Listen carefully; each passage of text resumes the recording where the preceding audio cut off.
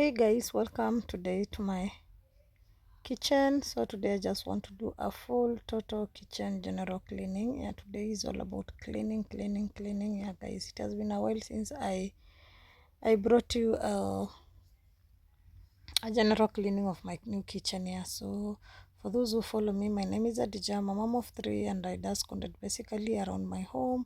Yeah, since when I started my channel, I was cleaning outside, guys. For those who started this channel page with me, you know I didn't have a kitchen. I had a temporary one and I didn't have inside sink, so I could wash utensils outside, guys. So today just welcome to my kitchen and let's do general cleaning, guys. Uh uh so hope you'll enjoy, you'll like the video, get motivation, leave a positive comment and tell me in the comment section how you usually do your general cleaning for your kitchens and how many times in a week. For me, it's only on Sundays that I usually do a general kitchen cleaning. So without further ado, let's get started.